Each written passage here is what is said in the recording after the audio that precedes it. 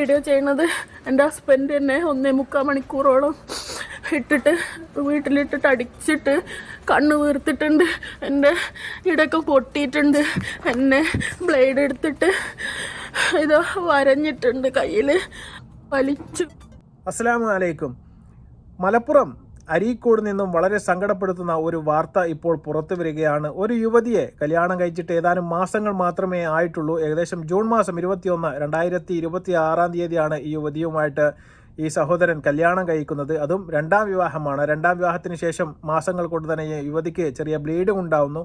ആ ബ്ലീഡിങ്ങുമായി ബന്ധപ്പെട്ട് യുവതി ഹോസ്പിറ്റലിൽ പോയി കാണിക്കുന്നു.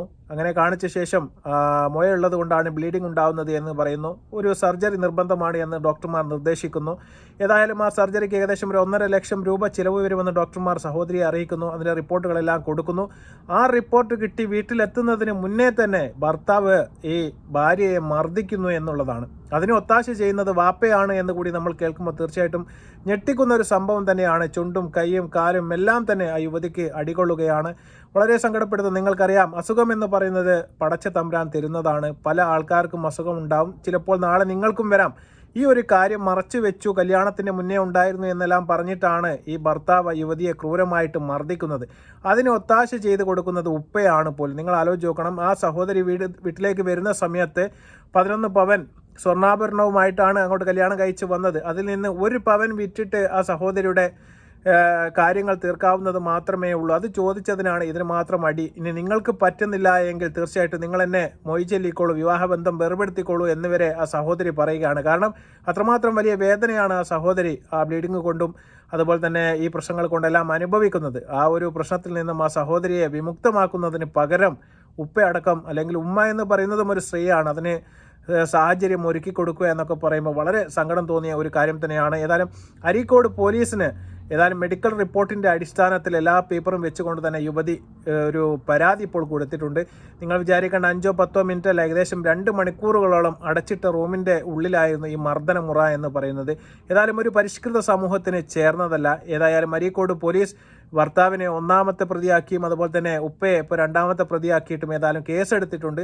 എന്നിട്ടും ഇത്രയും സമയമായിട്ട് പോലും ആ ഭർത്താവിനെ കസ്റ്റഡിയിലെടുക്കാൻ, അറസ്റ്റ് ചെയ്യാനൊന്നും പോലീസ് ഇതുവരെ തയ്യാറായിട്ടില്ല എന്നുള്ള ഞെട്ടിക്കുന്ന വിവരം കൂടി ഇപ്പോൾ പുറത്തു വരികയാണ്. ഏതായാലും സംഭവങ്ങൾ വളരെ വ്യക്തമായിട്ട് വിശദീകരിച്ചുകൊണ്ട് യുവതി തന്നെ ഇപ്പോൾ മാധ്യമങ്ങൾക്ക് മുമ്പിൽ എത്തിയിട്ടുണ്ട്. നമുക്ക് ആ യുവതിയുടെ പരാതികൾ എന്തൊക്കെയാണ് നമുക്കൊന്ന് കേട്ടു നോക്കാം. 21/2026 ഞങ്ങൾ കല്യാണം കഴിക്കുന്നത്. രണ്ടുപേരുടെയും പുനർവിവാഹം ആയതുകൊണ്ട് തൊട്ടടുത്ത അവരുടെ ഫാമിലി മെമ്പേഴ്സും എൻ്റെ ഫാമിലി മെമ്പേഴ്സുമാണ് ഉണ്ടായിരുന്ന വിവാഹത്തിൽ. ഇയാളെ കല്യാണം കഴിച്ചതിന് ശേഷം എനിക്ക് ബ്ലീഡിങ്, നോർമൽ മെൻസ്ട്രേഷൻ്റെ ബ്ലീഡിങ് അല്ലാണ്ട് അത് ലാസ്റ്റ് ചെയ്ത് 10 days 11 days ആയപ്പോൾ ദിവസങ്ങളിൽ എന്നെ അടിക്കുകയും പിടിക്കുകയൊക്കെ ചെയ്യാറുണ്ടായിരുന്നു. പക്ഷെ ഞാനത് എൻ്റെ ഫോൾട്ടല്ലേ, മീൻസ് എൻ്റെ ഒരു കാരണം കൊണ്ടല്ലേ എന്ന് എഴുതി സഹിച്ചു. ഞങ്ങൾ ഡോക്ടറെ കാണിക്കാൻ തീരുമാനിച്ചു. ഡോക്ടേഴ്സിനെ കാണിച്ചു.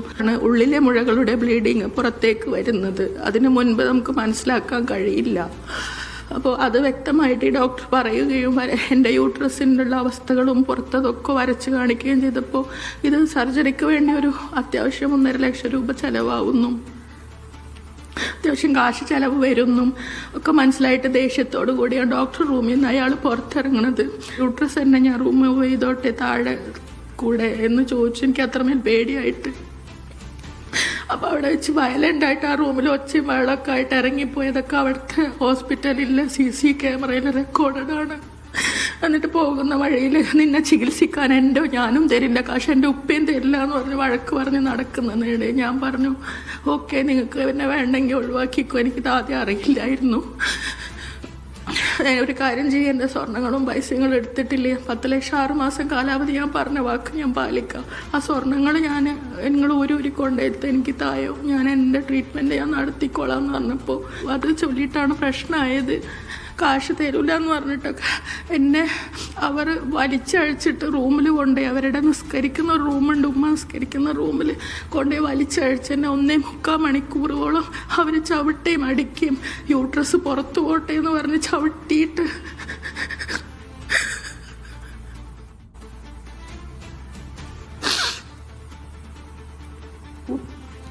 യൂട്രസ് പുറത്തു പോട്ടെ എന്ന് പറഞ്ഞ് ചവിട്ടിയിട്ട് ആബിക്കൊക്കെ ചോദിച്ചില്ല.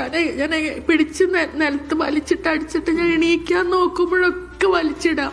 അവർ ഉമ്മയും ഉപ്പയും ഡോറിൻ്റെ അവിടെ നിന്നിട്ട് ഇത് ആസ്വദിച്ച് കണ്ടുകൊണ്ടൊക്കെയായിരുന്നു. കുറച്ച് സമയം കഴിഞ്ഞപ്പോൾ ഈ കരച്ചിലും ബഹളയും ഉറങ്ങിക്കിടക്കുന്ന കുട്ടി കേട്ട് എണീക്കണമെന്നുണ്ടപ്പോൾ ഉമ്മ പുറത്തേക്ക് പോയി. ഉപ്പ വാതിലിനുള്ളിൽ തന്നെ ഉണ്ടായിരുന്നു. പിന്നീടും അവരിതന്നെ വലിച്ചഴിച്ച് മുടി പിടിച്ച് വലിച്ചഴിച്ച് എന്നിട്ട് കുറേ നേരം ആക്രമിച്ചതിന് ശേഷം ഞാൻ തല ചുറ്റി എനിക്ക് ഇത്തിരി വെള്ളം എന്താന്ന് പറഞ്ഞപ്പോൾ അയാൾ കിച്ചണിലേക്ക് പോയപ്പോൾ ഞാൻ പുറത്ത് ഈ റൂമിൻ്റെ പുറത്തോട്ട് ചാടാൻ നിൽക്കുമ്പോൾ ഈ ഉപ്പ തടസ്സം നിൽക്കുകയാണ് വാതിലിൻ്റെ പുറത്ത്. ലൈറ്റ് ഇട്ടപ്പോൾ അയാൾ കയ്യിലൊരു പ്ലാസ്റ്റിക്കിൻ്റെ ഒരു വട്ടത്തിലുള്ളൊരു സാധനം, അതിൻ്റെ ഉള്ളിൽ ഇങ്ങനെ ഒരു ഷാർപ്പനായൊരു സാധനം ഉണ്ട്, അതിട്ട് എൻ്റെ കയ്യിൽ കോറി ഇങ്ങനെ വലിച്ചു കോറി. അപ്പോൾ നിങ്ങൾ കണ്ടു കാണും, വളരെ സങ്കടപ്പെടുത്തുന്ന ഒരു വീഡിയോ തന്നെയാണ്. യുവതിയുടെ മുഖവും അതുപോലെ തന്നെ കൈയും അതുപോലെ ചുണ്ടുമെല്ലാം കണ്ടാൽ നമുക്ക് വളരെ വ്യക്തമായിട്ട് കാര്യങ്ങൾ മനസ്സിലാക്കാവുന്നതേ ഉള്ളൂ. അതുപോലെ തന്നെയാണ് പോലീസ് സ്റ്റേഷനിലും യുവതി നേരിട്ടെത്തിയിട്ടാണ് പരാതികളെല്ലാം തന്നെ സ്വന്തം കൈപ്പടയിൽ എഴുതി നൽകിയത്. ആ ഒരു രംഗം കണ്ടിട്ട് പോലും ഏതായാലും ഇത്രയും സമയമായിട്ടും കേസെടുക്കാനെന്നല്ലാതെ അറസ്റ്റ് ചെയ്യാനൊന്നും പോലീസ് മുതിർന്നിട്ടില്ല എന്ന് പറയുന്നത് ഞെട്ടിക്കുന്നത് തന്നെയാണ്.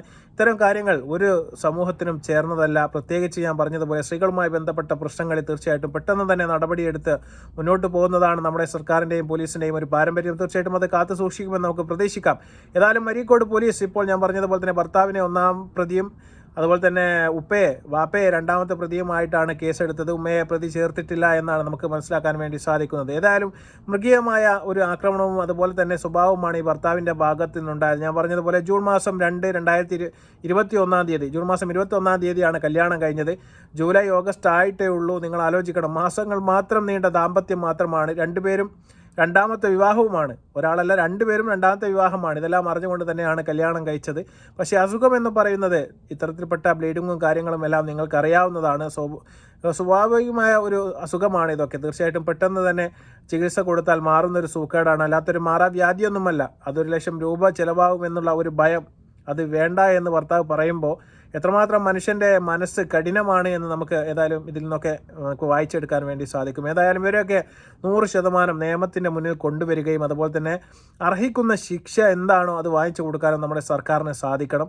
എന്നാലേ ഇത്തരത്തിൽപ്പെട്ട ഈ വാർത്തകളൊക്കെ നമുക്ക് കേൾക്കാതിരിക്കാൻ വേണ്ടി സാധിക്കുകയുള്ളൂ. ഏതായാലും പോലീസിൻ്റെ ഭാഗത്തു നിന്ന് പെട്ടെന്ന് തന്നെ നടപടികളുണ്ടാവും, അറസ്റ്റ് അടക്കമുള്ള നടപടികളുണ്ടാകുമെന്ന് നമുക്ക് പ്രതീക്ഷിക്കാം. ഏതായാലും ഈ സഹോദരിക്ക് എത്രയും പെട്ടെന്ന് നീതി കിട്ടട്ടെ എന്ന് ആത്മാർത്ഥമായിട്ട് ഞാൻ പ്രാർത്ഥിക്കുകയാണ്. ദയവ് ചെയ്ത് ഈ വീഡിയോ ഒക്കെ നിങ്ങൾ മാക്സിമം നിങ്ങൾ ഷെയർ ചെയ്ത് കാണുക. കാരണം ഇതൊക്കെ നമ്മുടെ നാട്ടിലെ കുട്ടികൾക്ക് വരുന്നതാണ്. നമ്മുടെ മക്കൾക്ക് ഇത്തരത്തിൽപ്പെട്ട അനുഭവങ്ങൾ വരുന്ന സമയത്ത് മാത്രമേ നമുക്കതിൻ്റെ ഒരു ഗൗരവം മനസ്സിലാക്കിയെടുക്കാൻ വേണ്ടി സാധിക്കൂ. ഇന്ന് മലപ്പുറത്ത് അരീക്കോടാണ് എങ്കിൽ ചിലപ്പോൾ നാളെ നമ്മുടെ വീട്ടിലും അല്ലെങ്കിൽ നമ്മുടെ നാട്ടിലൊക്കെ ഇത്തരത്തിൽപ്പെട്ട സംഭവങ്ങൾ സംഭവിക്കാം.